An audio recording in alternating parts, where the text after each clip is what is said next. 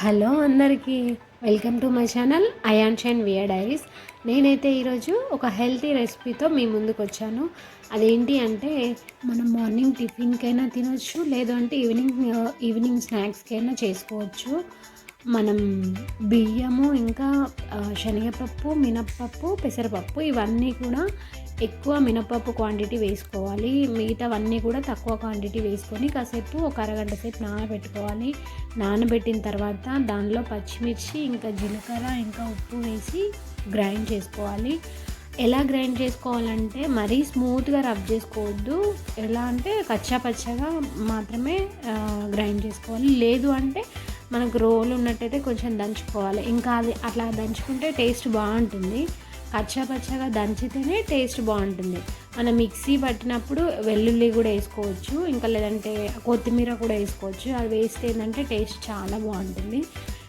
ఇవన్నీ కూడా మంచి ప్రోటీన్సే కదా పప్పులు. సో అన్ని పప్పులు మిక్స్ చేస్తే టేస్ట్ కూడా బాగుంటుంది, మంచి ప్రోటీన్ ఫుడ్ కూడా. మళ్ళీ చాలా తొందరగా అవుతుంది, టైం కూడా చాలా తక్కువ. జస్ట్ ఒక హాఫ్ అన్ అవర్ లేదా 1 అవర్ నానబెట్టాలి. నానబెట్టిన తర్వాత ఇంకా గ్రైండ్ చేసుకొని డైరెక్ట్ వేసుకోవడమే. కొంచెం వంట సోడా వేయాలి. ఇలా వేసి మనం చిన్న మరీ పెద్దగా కూడా వేసుకోవద్దు, చిన్న బజ్జీలాగా వేయాలి. అలా వేస్తుంటే లోపల కూడా మెత్తగా మంచిగా ఉడుకుతుంది. కొంచెం పెద్ద సైజులో వేస్తే లోపల ఉడకదు, అందుకని చెప్పేసి చిన్న సైజులాగా వేయాలి. చాలా బాగుంటుంది, చాలా తొందరగా అయ్యే రెసిపీ కూడా, మళ్ళీ హెల్త్ కూడా చాలా మంచిది కదా. ఇంకేంటంటే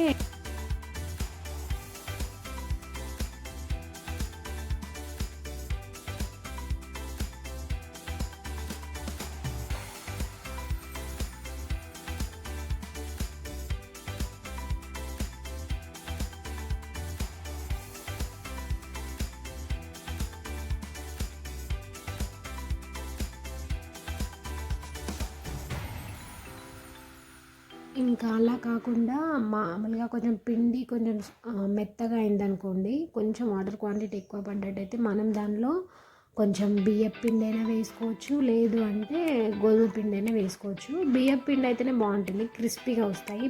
గోధుమ పిండి అయితే కొంచెం మెత్తగా వస్తాయి. కొంచెం బియ్యపు పిండి వేస్తే పిండి కాస్త గట్టిగా అవుతుంది. గట్టిగా అయిన తర్వాత మళ్ళీ సేమ్ మనం చిన్న బజ్జీలాగా వేస్తే చిన్న బజ్జీలాగా వేయాలి. మంట కూడా చాలా స్లిమ్లో పెట్టాలి. స్లిమ్గా పెడితే లోపల మంచిగా ఉడుకుతాయి అవి. అలా వేస్తే కూడా టేస్ట్ చాలా బాగుంటుంది. డైరెక్ట్గా కూడా వేసుకోవచ్చు. ఒకవేళ పిండి అట్లా లూజ్గా అయినట్టయితే మనం మిక్సీ పట్టింది కొంచెం లూజ్గా అయినట్టయితే ఏదైనా పిండి అయినా వేసుకోవచ్చు, మనం బజ్జీలాగా చేసుకోవచ్చు. చాలా మంచి రెసిపీ అండి, పిల్లలకైతే చాలా మంచిది. ఎందుకంటే మనం అన్ని పప్పులతో చేస్తాం కదా, చాలా హెల్దీ ఫుడ్ కూడా. ప్లీజ్ నా ఛానల్ని అయితే కొత్తగా వీడియో చూసిన వాళ్ళైతే లైక్ చేయండి, షేర్ చేయండి, కామెంట్ చేయండి. నా ఛానల్ని అయితే సబ్స్క్రైబ్ చేసుకోండి. Please support me friends.